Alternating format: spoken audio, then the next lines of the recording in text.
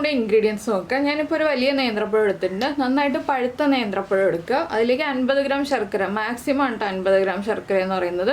നല്ല മധുരം വേണമെങ്കിൽ മാത്രം 50 ഗ്രാം ശർക്കര എടുക്കുക. മീഡിയം മധുരം വേണമെന്നുണ്ടെങ്കിൽ ഒരു 40 ഗ്രാം ശർക്കര എടുത്താൽ മതി. അതിലേക്ക് 1 ടേബിൾ സ്പൂൺ അരിപ്പൊടി എടുത്തിട്ടുണ്ട്. പിന്നെ ഏലക്ക, പഞ്ചസാര ചേർത്ത് പൊടിച്ചത് എടുത്തിട്ടുണ്ട്. പിന്നെ എടുത്തിരിക്കുന്നത് തേങ്ങയുടെ 1/4 പാല് 1/4 കപ്പും 2/2 പാല് 1/2 കപ്പുമാണ്. പിന്നെ വേണ്ടത് നെയ്യ്, അതുപോലെ തന്നെ ഒരു പിഞ്ച് ഉപ്പ്. ഇത്രയും കാര്യങ്ങളാണ്. അപ്പോൾ ആദ്യം നമുക്ക് നേന്ത്രപ്പഴം ഒന്ന് കട്ട് ചെയ്തെടുക്കാം. അതിനുശേഷം നമുക്ക് പാൻ ചൂടാക്കിയിട്ട് ബാക്കിയുള്ള കാര്യങ്ങളൊക്കെ ചെയ്യാം.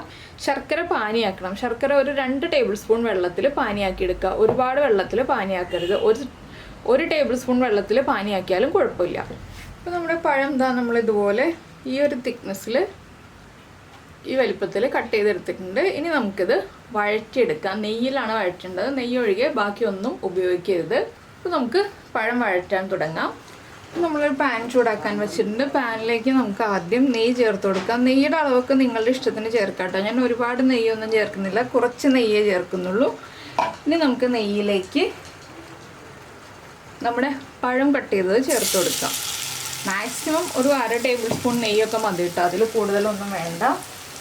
പഴം ചേർത്തിട്ട് ഒന്ന് സ്പ്രെഡ് ചെയ്തിട്ട് കൊടുക്കുക. ഒരുപാട് അങ്ങോട്ട് പഴം വഴറ്റി കുഴഞ്ഞു പോകേണ്ട ആവശ്യമൊന്നുമില്ല. എല്ലാ പഴത്തിലേക്കും നെയ്യൊന്ന് പിടിച്ചു വരണം, അത്രയേ ഉള്ളൂ.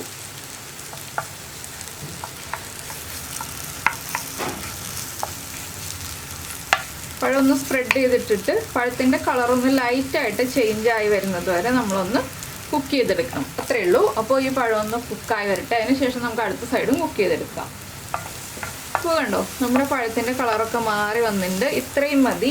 ഈ ഒരു സ്റ്റേജ് ആകുമ്പോൾ നമുക്കിതിലേക്ക് നമ്മൾ ഉരുക്കി വെച്ചിരിക്കുന്ന ശർക്കര ചേർത്ത് കൊടുക്കണം. ഇതിൽ കൂടുതൽ പഴം ഓവറായിട്ട് കുക്കാവണ്ട കേട്ടോ, ഇത്രയും മതി. ശർക്കര ഒരുപാട് തിക്കായി പോകണ്ട, ചെറുതായിട്ടൊന്ന് ഉരുകി കിട്ടിയാൽ മതി.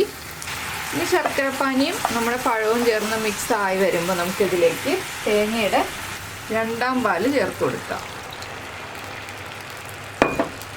ആ 2/2 പാലും ശർക്കരപ്പാനിയും പഴവും എല്ലാം ചേർന്ന് വെന്ത് വരുമ്പോൾ നമുക്കിതിലേക്ക് ഒരു പിഞ്ച് ഉപ്പ് ചേർക്കണം. ശർക്കരപ്പാനിയുടെ മധുരം ഓവറായിട്ട് വരാതിരിക്കാനും ഒന്ന് ബാലൻസ് ആവാനാണ് നമ്മൾ ഒരു പിഞ്ച് ഉപ്പ് ചേർക്കുന്നത്.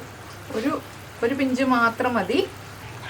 ഇത് നന്നായിട്ടൊന്ന് ഇളക്കുക. അപ്പോൾ നമ്മളെടുത്തത് നല്ല പഴുത്ത പഴമാണ്, അതുകൊണ്ട് തന്നെ ഒരുപാട് സമയം കുക്ക് ചെയ്യേണ്ട ആവശ്യമില്ല. പിന്നെ നമ്മൾ അരിപ്പൊടി എടുത്ത് വെച്ചിരുന്നല്ലോ, അരിപ്പൊടി കുറച്ച് വെള്ളത്തിൽ അല്ലെങ്കിൽ തേങ്ങാപ്പാലിൽ കലക്കി ഒന്നെടുത്ത് വയ്ക്കുക കേട്ടോ. ഒരു 2 ടേബിൾ സ്പൂണോ 3 ടേബിൾ സ്പൂണോ വെള്ളത്തിൽ കലക്കി എടുത്ത് വയ്ക്കുക, അല്ലെങ്കിൽ തേങ്ങാപ്പാലിൽ കലക്കി എടുത്ത് വയ്ക്കുക. എന്താണെന്ന് വെച്ചാൽ ഇത് കുറുകാൻ വേണ്ടിയിട്ട് നമ്മൾ ചേർക്കുന്നത് അരിപ്പൊടിയാണ്.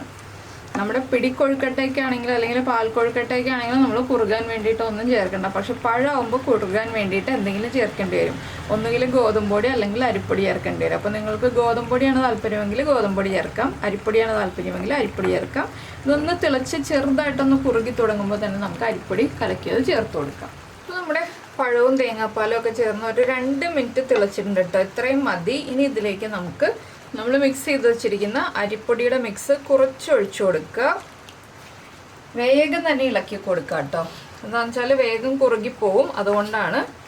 അരിപ്പൊടിയാണല്ലോ, ഞാനിപ്പോൾ ഇടിയപ്പത്തിൻ്റെ പാകത്തിൽ പൊടിച്ച അരിപ്പൊടിയാണ് ചേർത്തിട്ടുള്ളത്. കണ്ടോ, കുറുകി കഴിഞ്ഞു. ഇതിന് ലൂസായി വരും കേട്ടോ, നമ്മൾ അടുത്ത പാല് ചേർക്കുമ്പോൾ ലൂസായി വരും. ഇത്രയും കുറുകി വരുമ്പോൾ നമുക്ക് ഫ്ലെയിം കുറച്ച് വയ്ക്കാം. ഇനി ഫ്ലെയിം ഓഫ് ചെയ്യാം.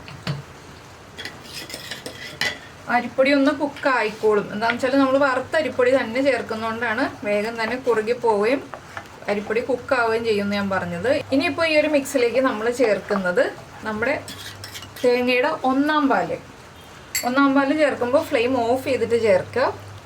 1/4 പാല് ചേർത്ത് ഒന്ന് ലൂസാക്കി എടുക്കുക. അപ്പോൾ നിങ്ങളുടെ കയ്യിലുള്ള ശർക്കര നല്ല കളറുള്ള ശർക്കരയാണെങ്കിൽ കൂടുതൽ ഭംഗി ഉണ്ടാവും കാണാനായിട്ട്.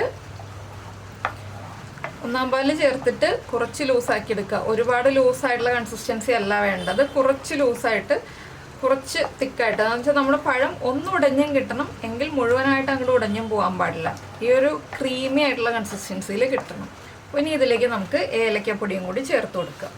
ഞാനൊരു 1/4 ടീസ്പൂൺ ഏലക്കപ്പൊടി ചേർക്കുന്നുണ്ട്.